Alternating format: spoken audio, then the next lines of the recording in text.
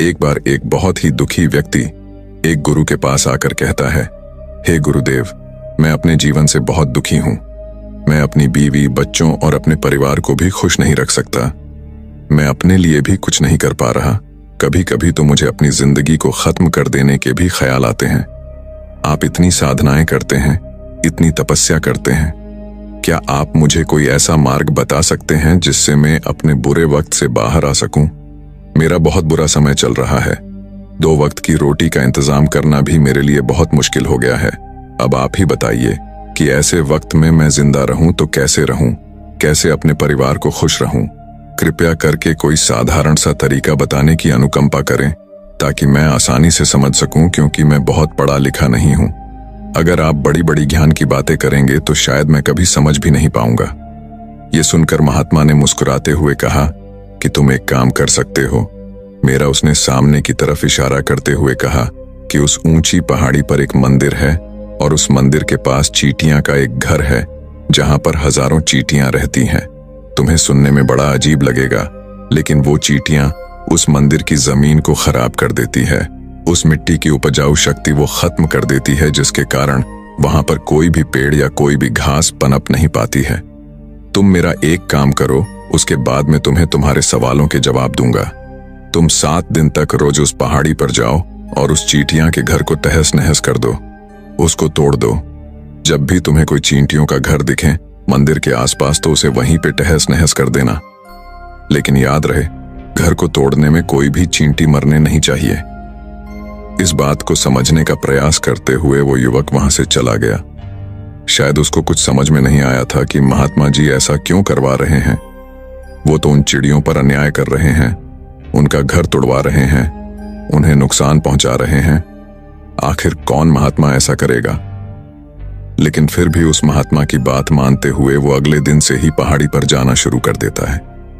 जब वो पहले दिन पहाड़ी पर पहुंचता है तो देखता है कि बहुत सारी चींटियां अपना खाना जुटाने में लगी हुई हैं। सारी चींटियां कतार से चल रही थीं और अनाज के छोटे छोटे कण उठाकर अपने घर में जमा करती जा रही थीं। ये देखकर पहले तो उस युवक का मन कमजोर पड़ गया। उसने सोचा कि ये इतनी मेहनत करके अपना घर भर रही है और मैं इनके घर को तबाह कर दूंगा तो इनको कितना बुरा लगेगा। लेकिन फिर उसने उस महात्मा की बात याद करते हुए उस घर को तोड़ना शुरू कर दिया। जल्द ही चींटियों में हाहाकार मच गया। वो इधर उधर दौड़ने लगी। अभी तक जो कतार में चल रही थी अब वो बिखर गई और इधर उधर अपनी जान बचाने के लिए भागने लगी। थोड़ी देर में घर टूट गया और सारी चींटियां इधर उधर छुपने के लिए भाग चुकी थीं। ये करने के बाद वो युवक दुखी मन से वापस अपने घर पर लौट आया।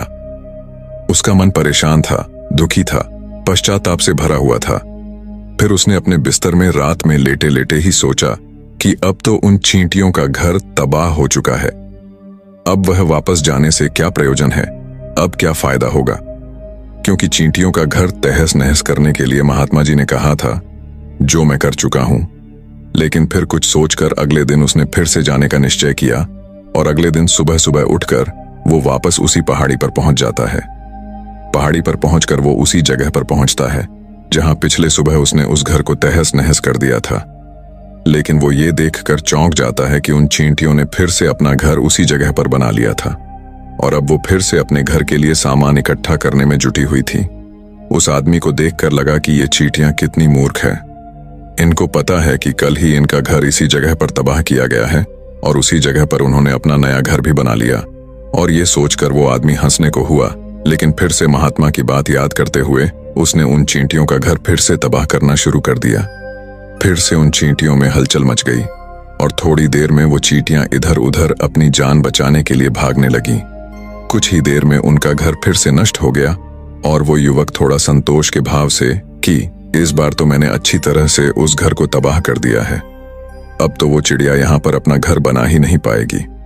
इसीलिए जाने से पहले उसने उस घर पर ठंडा पानी भी डाल दिया ताकि चींटियां वहां पर अपना घर न बना सके। और इस तरह अपना कर्म पूरा करके वो युवक फिर से अपने घर लौट आया। आज रात में सोते वक्त फिर से वो इंसान यही सोच रहा था कि क्या महात्मा ये सही काम करवा रहे हैं? क्या किसी का घर तबाह करना किसी सिद्ध पुरुष को शोभा देता है? क्या हो अगर वो महात्मा सिद्ध पुरुष हो ही ना? क्या होगा अगर वो मुझे बेवकूफ बना रहे हों? लेकिन फिर उसने निश्चय किया कि मैं अपने काम को पहले पूरा कर लेता हूँ, उसके बाद ही पता चलेगा कि महात्मा मुझसे ऐसा क्यों करवा रहे थे। और यही सोचकर वो रात में सो जाता है। अगले दिन सुबह उठकर वो फिर से उसी पहाड़ी की ओर निकल जाता है। पहाड़ी पर पहुंचकर वो उसी जगह पर पहुंचता है जहां पर उसने उनके घर को तबाह कर दिया था, और वो ये देखकर खुश हो जाता है कि वहां पर कोई भी घर नहीं था। सारी चींटियां वहां से भाग चुकी थीं। अब उसने सोचा कि अब मेरा रोज रोज आने का क्या प्रयोजन, क्योंकि चींटियां तो अपना घर बदल चुकी हैं और महात्मा जी ने मुझे 7वें दिन आने के लिए कहा था, लेकिन आज तो तीसरा ही दिन है। अब बाकी 4 दिन वापस आने का क्या प्रयोजन। और यही सोचकर उसने निश्चय किया कि यहां से वो सीधा उसी महात्मा के पास जाएगा और उनको ये सारी खबर बता देगा। जब वो वापस मुड़कर उस पहाड़ी से उस महात्मा की कुटिया की तरफ जाने लगा तो उसने देखा तो अचानक उसकी नजर एक और घरौंदे पर पड़ी जो कि चींटियों का ही बनाया हुआ था। मतलब कि वो घरौंदा चींटियों ने ही बनाया था और अब वो चींटियां नए घर में वास कर चुकी थीं। ये नया घर उनके पुराने घर से थोड़ी ही दूरी पर था, और जब उसी युवक की नजर उस घरौंदे पर पड़ी तो उसने सोचा कि शायद महात्मा को पता था कि ये चींटियां अपना घर यहां से बदलकर किसी दूसरी जगह पर बना लेगी, इसीलिए उन्होंने मुझे 7वें दिन आने के लिए कहा था। और ये विचार करके वो उसका नया घर भी तोड़ने के लिए पहुंच जाता है। जब वो वहां पहुंचा तो चींटियां उसी तरह अपने कार्य में लगी हुई थी। वो अपने लिए खाना इकट्ठा कर रही थी और अपने घर में जमा करती जा रही थी जो पुराना घर टूटा था। वहां भी अनाज के कारण बचे हुए थे और चींटियां वहां से भी अनाज इकट्ठा कर करके वापस अपने नए घर में ला रही थीं। अब यहां पर फिर से युवक का मन थोड़ा कमजोर पड़ गया, क्योंकि वो खुद भी कमजोर था, खुद भी वक्त का मारा हुआ था। इसीलिए उसके मन में उन चींटियों के प्रति दया का भाव उमड़ रहा था। उनके ऊपर उसे दया आ रही थी। वो चाहता था कि उनकी मदद करे, लेकिन वो उल्टा उनको नुकसान पहुंचा रहा था। लेकिन उस महात्मा की बात को याद करते हुए उसने फिर से उस घर को तोड़ने का निश्चय किया, और उसने इस बार बड़ी ही सावधानी के साथ बिना किसी चींटी को कोई नुकसान पहुंचाए वो घर तबाह करना शुरू कर दिया। वक्त थोड़ा ज्यादा लगा, क्योंकि किसी भी चींटी को नुकसान न पहुंचाने की शर्त महात्मा ने पहले ही रखी थी। इसीलिए उसको बड़ी सावधानी के साथ उन घरों को तबाह करना था। लेकिन आखिरकार उसने उस घर को भी तबाह कर दिया, और उस घर को तबाह करने के बाद वो बड़े ही दुखी मन से, इस बार वो पहले से भी ज्यादा दुखी था, क्योंकि उसने उनका नया घर भी तोड़ दिया था। वो उन चींटियों को बसने ही नहीं दे रहा था, और वो अब अपने आप को शैतान या दानव समझने लगा था। लेकिन फिर भी उस महात्मा की बात को मानते हुए वो अपने घर पर दुखी मन से वापस आ गया। रात में सोने से पहले एक बार उसने फिर से सोचा कि मैं कितना बड़ा शैतान हूं, कितना बड़ा दानव हूं। पुराना घर तो छोड़ो, मैं उन चींटियों को कहीं भी बसने के लिए कोई जगह ही नहीं दे रहा हूं। वो चींटियां मेरे बारे में क्या सोचती होंगी, वो कितना दुत्कारती होंगी उस परमात्मा को जो मेरे द्वारा ये काम करवा रहा है। लेकिन फिर भी उसने अगले दिन जाने का निश्चय किया, और अगले दिन सुबह सुबह वो फिर से वहां पर पहुंच गया।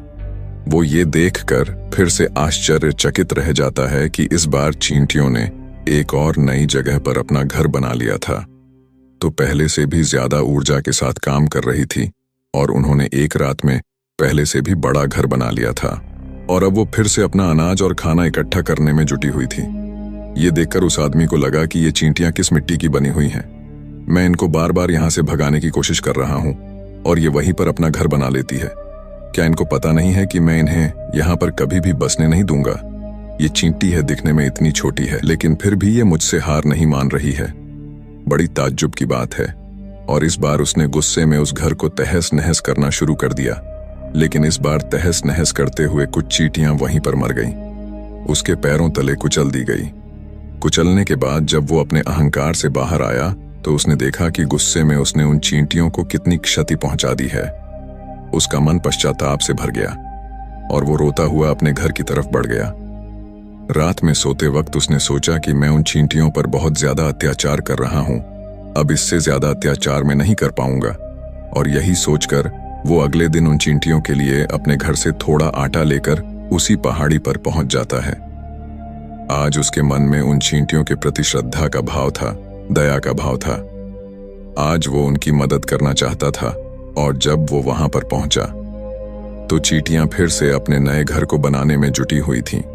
उसने बड़ी ही करुणा के साथ उन चींटियों को अपना लाया हुआ आटा खिलाया और अगले 3 दिनों तक वो ऐसा ही करता रहा। वो रोज सुबह जाता और उन चींटियों को अपने हाथों से आटा खिलाता। 7 दिन के बाद वो युवक उस महात्मा के पास पहुंचकर हाथ जोड़कर बोलता है कि हे महात्मा जी, मुझे माफ कर देना। मैंने उन चींटियों का घर तबाह करने के लिए बहुत कोशिश की। मैंने उनका घर तबाह किया भी एक बार नहीं, 4 बार। मैंने उनका घर तोड़ा, उसके बाद मैं हिम्मत नहीं कर पाया, उनके घर को नहीं तोड़ पाया। मैं समझ सकता हूं कि मैंने आपका काम पूरा नहीं किया और इसके बदले आप मुझे वो तरीके भी नहीं बताएंगे जो कि मुझे मेरे बुरे समय से बाहर निकाल सकते हैं, लेकिन मुझे इसका कोई खेद नहीं है। मुझे लगता है कि मैंने जो किया वो सही किया, इसीलिए मैं आपसे आज्ञा लेकर वापस जा रहा हूं। कृपया मुझे वापस अपने घर जाने की आज्ञा दीजिए। ये सुनकर महात्मा ने मुस्कुराते हुए कहा कि अरे बेटा, कहाँ चल दिए, रुको तो सही, जलपान तो कर लो, थोड़ी देर ठहर जाओ, उसके बाद चले जाना। और ये कहकर वो महात्मा उस युवक के लिए पानी लेकर आते हैं। पानी पिलाने के बाद महात्मा उस युवक से पूछते हैं कि तुम मुझे ये बताओ कि आखिर तुम उन चींटियों का घर तबाह क्यों नहीं कर सके। वो चींटियां तो छोटी छोटी है और तुम इतने विशालकाय हो, फिर भी तुम उन छोटी छोटी चींटियों का घर तबाह नहीं कर पाए। कहाँ है तुम्हारी शक्ति, तुम्हारा बाहुबल? इसका जवाब देते हुए उस युवक ने कहा कि हे महात्मा, मैंने उन चींटियों का घर तबाह कर दिया था, बार बार किया था। एक बार तो अपने गुस्से में उन चींटियों को भी मैंने हानि पहुंचा दी थी, लेकिन जिस दिन मैंने उनको हानि पहुंचाई, उसी दिन मेरे को लगा कि मैं इनको क्यों हानि पहुंचा रहा हूं, क्यों इनको इतनी तकलीफ दे रहा हूं, और उसी दिन से मैंने उनको क्षति पहुंचाने की बजाय, नुकसान पहुंचाने की बजाय उनकी सहायता करनी शुरू कर दी। ये सुनकर उस महात्मा ने कहा कि ये ही तो सीखने की बात है। एक छोटी सी चींटी हमें जीवन का संदेश दे जाती है। मैंने तुम्हें उन चींटियों का घर तबाह करने के लिए नहीं भेजा था, मैंने तुम्हें भेजा था ताकि तुम उन चींटियों से कुछ सीख ले सको। तुम्हें क्या सीख मिली उन चींटियों से, क्या मुझे बता सकते हो? ये सुनकर उस युवक ने पूरी कहानी बयां कर दी। पूरी कहानी सुनने के बाद महात्मा ने मुस्कुराते हुए कहा कि बेटा, पहली सीख जो इन चींटियों से लेने की थी वो ये थी कि तुमने कितनी ही बार उनके घर को तोड़ने की कोशिश की, कितनी ही बार प्रयास किया कि उनका घर तबाह हो जाए, लेकिन वो हर बार अपना नया घर बना लेती थी। उन्होंने कभी भी हार नहीं मानी। अगर वो हार मान लेती तो वो चींटियां तुम्हें वहां पर नहीं मिलती। जीवन कार्यशीलता का नाम है, कर्मशीलता का नाम है, लेकिन हम मनुष्य 1-2 बार हार मिलने पर ही टूट जाते हैं, हताश हो जाते हैं और फिर जीवन में प्रयास ही नहीं करते। और कुछ लोग तो अपनी जिंदगी को खत्म करने पर उतारू हो जाते हैं। लेकिन जानवरों में तुमने एक बात देखी होगी कि वो अपना जीवन खुद से, स्वयं से कभी खत्म कर ही नहीं सकते हैं। तुमने कभी नहीं सुना होगा कि किसी जानवर ने आत्महत्या कर ली, चाहे वो जानवर कितना ही भूखा क्यों ना हो, कितना ही दुखी क्यों ना हो, लेकिन वह अपने जीवन के लिए हमेशा संघर्ष करता रहता है। लेकिन वहीं पर दूसरी तरफ हम मनुष्य 1-2 बार हताश होने पर ही अपना जीवन खत्म कर लेते हैं। जीवन तो कर्मशीलता है, कर्म करने का नाम है। जीवन और मृत्यु आखिरी विश्राम है, परम विश्राम है। इसीलिए मृत्यु से पहले कर्म करना कभी मत छोड़ना, क्योंकि मृत्यु के बाद तो तुम परम विश्राम में चले ही जाओगे। तो उससे पहले कर्म करना क्यों छोड़ रहे हो, क्यों हताश हो रहे हो? अगर तुम्हारा एक घर टूट गया है तो दूसरा घर बनाने का प्रयास करो, कोशिश करो, और कोशिश करने वालों की कभी हार नहीं होती।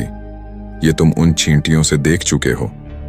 देखने में तुमसे कितनी छोटी है वो चींटियां, और तुम इतने बड़े हो, लेकिन उनका मन तुम्हारे मन से इतना बड़ा है, इतना विशाल है, इतना दृढ़ संकल्प ही है कि इतनी बार घर टूटने पर भी उन चींटियों ने कभी हार नहीं मानी। दूसरी सीख ही यहां से लेने की थी।